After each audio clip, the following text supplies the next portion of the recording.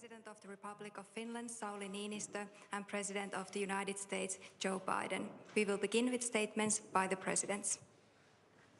Thank you and good afternoon. Excellent that we have this kind of a big hall in the castle. Plenty of you here. First of all, Joe, Mr. President, I want to thank you for visiting Finland. We have had possibilities of meeting each other quite often during the... I like it here even better. Yeah, and by the way, first time we met also in Helsinki, I was the Speaker of Parliament when you visited. I remember.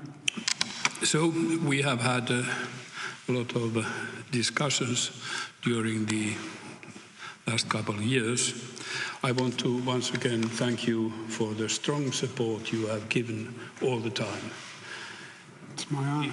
The new era in Finnish security policy has begun, and you will be one of those who wrote it to history. I also want to thank you for the Vilnius meeting.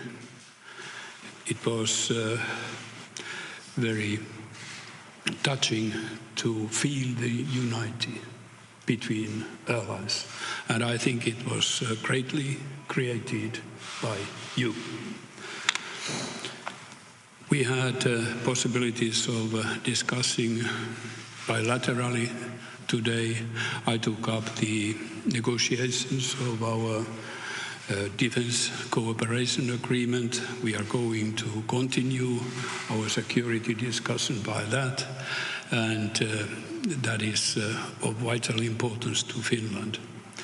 In the same time also Sweden and Denmark are having similar discussions, and at the end it seems that all the 5 Nordic countries will have a bilateral agreement with USA. Technology is one of the key words for the future. There are elements like artificial intelligence, quantum technology, sky technology. All that is leading our way to the future, and we have to make sure that it's leading our way in a very secure way, and that demands responsibility of those who know how. And that is why it is very important to coordinate and cooperate with our knowledge and resources forward in this sector. We also had a discussion on our neighbor, and I think that we both share similar views. The war in Ukraine was also discussed. We both see that we will continue support to Ukraine, which is defending not only herself, but also all the values we represent in the Western world. We also had a meeting with the Nordic family. It is a tradition which started during President Obama's time, and it has been a very valuable tool for us to get even better understand each other's security and technology. They're also discussed there, and a lot of time and thoughts were presented on environmental issues. So, once again, it has been great to have you here. Well, thank you, Mr. President. It's been great to be here. Look, it's an honor to be with you and our other Nordic friends. We just finished, I would suggest, a very productive U.S. Nordic Leaders Summit on the heels of the historic NATO summit in Vilnius, and where Finland took its place at the table as our newest ally. We've always been friends, but the newest official ally member of NATO. And I also want to thank Minister Christensen of Sweden, who will soon be joining NATO, and Prime Minister Støre of Norway. We've had a great relationship. And Fredriksson of Denmark, and the Minister Jacoba's daughter of Ireland. You can tell that's a Freudian slip. I'm thinking of home. The daughter of Iceland. I want to say I think we've had a very productive summit. We discussed, Mr. President, where we stand at an inflection point in history, where the decisions we make now are going to determine the course of the history for the next 4, 5, 6 decades. And this week we affirmed how Finland and the United States together with allies and partners are working in lockstep to set us on a stronger, safer, and more secure path, not just for Europe, not just for NATO, but for the world. In Vilnius, NATO met with 31 nations for the first time. We showed the world that our alliance is more united than ever, and soon it'll be 32 allies, thanks to an agreement with Turkey to move Sweden's accession protocols forward. And as capable partners and committed democracies, both Finland and Sweden are going to add significantly to the strength, security, and unanimity of NATO. And a stronger NATO makes the entire world stronger. Mr. President, as your ally, we want the people of Finland to know the United States is committed to Finland, committed to NATO, and those commitments are rock solid. That we'll defend every inch of NATO territory, and that includes Finland, obviously. Second, over the past week, we reaffirmed our unwavering support for the brave people of Ukraine as they defend their country against Russia's brutal and inhumane attacks. Our allies and partners around the world understand that this fight is not only a fight for the future of Ukraine, it's about sovereignty, security, and freedom itself. I want you to think about what would happen if we didn't do anything. What is likely to happen in the rest of Europe if we did nothing? So this week, NATO's officially elevated our relationship with Ukraine. Allies also agreed to lift the membership action plan that's usually required before you could be admitted from Ukraine. And it's created a path to membership for Ukraine as it continues to make progress on the necessary democratic and security reforms required of every NATO member. We also made clear to President Zelensky that we're not waiting for NATO membership to be finalized to commit to the long-term security of Ukraine. The leaders of the G7 together issued a new joint declaration of support for Ukraine, a declaration I was glad to see the Nordic nations immediately welcome and support it. It's going to launch a process open to any nation to negotiate bilateral security agreements with Ukraine until they're officially members of NATO. It will not only ensure that Ukraine can defend itself today, but it will deter future aggression as well with a capable force across land, air, and sea from their friends. And finally, at every stop and every summit on this trip, we focus on using the power of partnership to take on the challenges that matter most to the people's lives in our countries. In the United Kingdom, we brought together public, private, and philanthropic partners to discuss ways to unlock literally trillions of private dollars in finance to fight climate change. In Lithuania, NATO allies met, and the EU and our Indo-Pacific partners to continue advancing our work on terrorism, cyber threats, resilience, and so much more. And here in Finland, at our U.S. Nordic Leaders Summit, we reaffirmed our commitment to stand together, to power a clean energy transition, to preserve regional security, to promote democratic values, and to pioneer the technologies of the future, from quantum computing to advanced communication systems, so we did it together. Mr. President, at this critical moment in history, this inflection point, the world is watching to see, will we do the hard work that matters to forge a better future? Will we stand together? Will we stand with one another? Will we stay committed to our course? This week, Finland and the United States and our allies and partners said a resounding, loud yes. Yes, we'll step up. Yes, we'll stand together. And yes, we'll keep working toward a stronger, safer, and more secure world. So, Mr. President, thank you again for having me here. As partners, friends, and allies, I look forward to our work together in the years ahead, and it's been a real pleasure getting to know you even better. Thank you. Thank you. Now we have time for questions.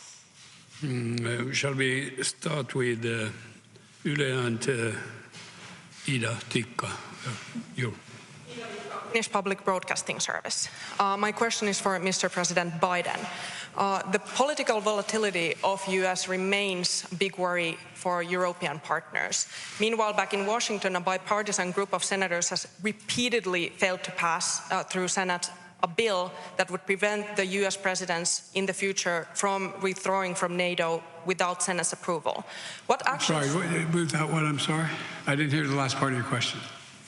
In Washington, a bipartisan group of senators has repeatedly failed to pass through Senate a law that would prevent future U.S. presidents from withdrawing from NATO without Senate's approval. What actions will you take to assure Finland that the U.S. will remain a reliable NATO partner for decades to come? I absolutely guarantee it. There is no question. There's overwhelming support from the American people. There's overwhelming support from the members of the Congress, both House and Senate, in both parties, notwithstanding the fact there's some extreme elements of one party. We will stand together.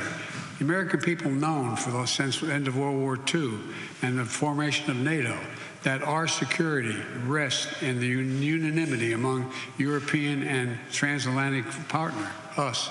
And so this is, no one can guarantee the future, but this is the best bet anyone could make. And my second question on that note to Mr. President Niinistö, hearing this answer that no one can guarantee a future, are you worried that the political instability in the US will cause issues in the alliance in the future? Let me be clear. I didn't say we couldn't guarantee the future. You can't tell me whether you're going to be able to go home tonight. No one can be sure what they're going to do. I'm saying as sure as anything can possibly be said about American foreign policy, we will stay connected to NATO. Connected to NATO, beginning, middle, and end. We're a transatlantic partnership. That's what I've said. It seems that the President has answered your problems, but I have to tell you that during this process, I met approximately President many times, but I would say about 50 people from Congress and Senate. And I think the message was quite clear, quite united. And I have no reason to doubt about USA policies in the future. Let me say one more thing. We learned a hard lesson. Peace and security in Europe is essential to U.S. security and peace. The idea that there could be conflict in Europe among our friends and us not engaged has never happened in modern history. That's why we're staying together. Next question, President Biden. Oh, I've called on somebody. I'm sorry. Wall Street Journal. Andrew? Thank you, Mr. President. You've said that Ukraine shouldn't enter NATO until after the war is over. Are you concerned at all that those comments could motivate Putin to keep the war going or discourage him from entering peace negotiations? And is there a serious risk that this war could drag on for years? And do you see any path toward the war ending with Putin still in power? First of all, no one can join NATO while a war is going on, where a NATO nation is being attacked, because that guarantees that we're in a war, and we're in a third world war. So that it's not about whether or not they should or shouldn't join. It's about when they can join, and they will join NATO. The issue of whether or not this is going to keep Putin from continuing to fight, the answer is Putin's already lost the war. Putin has a real problem. How does he move from here? What does he do? And so the idea that there's going to be what vehicle is used, he could end the war tomorrow. He could just say, I'm out. But what agreement is ultimately reached depends upon Putin and what he decides to do. But there is no possibility of him winning the war in Ukraine. He's already lost that war. Imagine anyway, he's already lost that war. Just on the question of a concern about it going on for years, is there a possibility that there's a stalemate and this becomes... I'm sorry? The question of whether the war could go on for years, is there a possibility there's a stalemate and it can continue for quite some time? Well, I don't think the war can go on for years for two reasons. Number one, I don't think that that Russia could maintain the war forever, number one, in terms of their resources and capacity. Number two, I think that there is going to be a circumstance where eventually President Putin is going to decide it's not in the interest of Russia, economically, politically, or otherwise, to continue this war. But I can't predict exactly how that happens. My hope is, and my expectation is, you'll see that Ukraine makes significant progress on their offensive, and that it generates a negotiated settlement somewhere along the line. And I have a question for the Finnish president, but I would be remiss if I didn't raise my colleague Evan Gershkovich, who's been in prison for more than 100 days. And I just wondered if you had an update on the process for trying to get him out of prison, and if you're serious about a prisoner exchange. Oh, I'm serious about prisoner exchange. I'm serious about doing all we can to free Americans who are being illegally held in Russia or anywhere else for that matter. And that process is underway.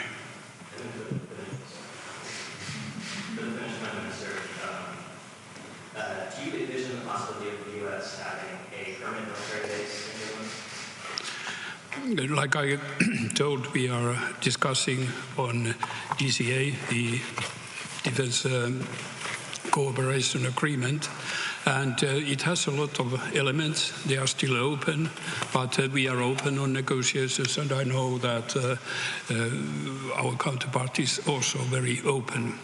So let us see. Next question goes to President Niinistö, please.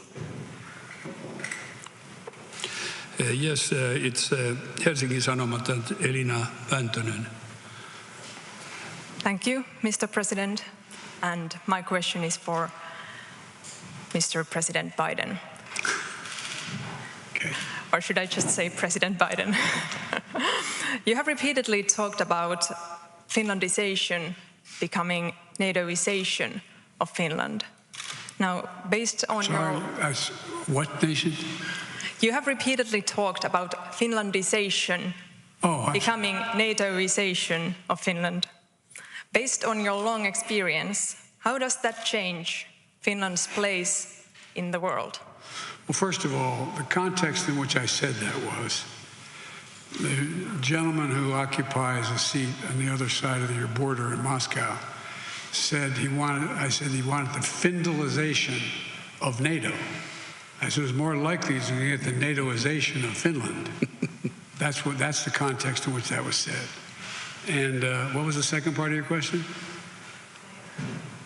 I asked, how has Finland's position in the world changed during this NATO membership process? Finland's already a strong, vibrant nation. I think what Finland's joining NATO does, and Sweden as well, when the Nordic countries are all members of NATO, just makes the world safer. It significantly increases the prospect that there is less likely to be war. We're deadly earnest about the notion. We'll defend every single inch of NATO territory. And now we're on a way of getting to 32 NATO nations. That's a significant commitment. And so the likelihood of any nation voluntarily deciding they're going to attack one of the nations or Finland is highly unlikely. And so, but if it were to, they understand they're not just attacking Finland, they're attacking 31 other countries. Next question, President Biden, please. Oh, I'm sorry. I guess it's Arlette, CNN. Oh. Thank you, Mr. President. We've seen more disarray with Russian generals, most recently with the firing of a general who criticized the defense ministry, this following that rebellion by Prigozhin. Does this raise any new concerns about Putin potentially doing more drastic things regarding Ukraine, like nuclear weapons, or potentially against the U.S., like election interference? Well, first of all, they're already interfered in American elections, so that would not be anything new. They did that last time they tried to. But with regard to, I don't think there's any real prospect, you never know, but of Putin using nuclear weapons. Not only has the West, but China and the rest of the world has said, don't go there. Don't go there. Number two. Number three, I think that determining what happens to Prigozhin, what happens to Vilnius, what happens when we discuss this in Vilnius is God only knows what he's likely to do. Well, I'm not even sure, we're not even sure where he is and what relationship he has. If I were he, I'd be careful what I ate. I'd be keeping my eye on my menu. But all kidding aside, who knows? I don't know. I don't think any of us know for certain what the future of Prigozhin is in Russia. And so I don't know how to answer that question beyond that. And if I could also ask you something about happening back home. You're seeing the GOP grappling with tying abortion rights to defense issues, including a block on military promotions by Senator Tuberville. What does this say about U.S. military readiness? And would you be willing to talk with Tuberville to try to work out some solution? I'd be willing to talk to him if I thought there was any possibility of him changing this ridiculous position he has. He's jeopardizing U.S. security by what he's doing. I expect the Republican Party to stand up, and do something about it. They've within their power to do that. The idea that we don't have a chairman of the Joint Chiefs of Staff, the idea that we have all these promotions that are in abeyance right now, that we don't know what's going to happen, the idea that we're injecting into fundamental foreign policy decisions what, in fact, as a domestic social debate on social issues is bizarre. I don't ever recall that happening, ever. And it's just totally irresponsible in my view. And I just think that, I'm confident that the mainstream of the Republican Party no longer does not support what he's doing. But they got to stand up and be counted. That's how it ends. And for President Niinisto, you've been working on fortifying the fence along the border between Finland and Russia. Is there anything that you're seeing recently that concerns you? And also, as a leader who shares a border with Russia, what more do you want to see done to deter Putin? During the beginning of our application process, surely we had to make sure first trying to figure out every possible negative action we might meet and surely how we respond on that. And we were very careful on that work.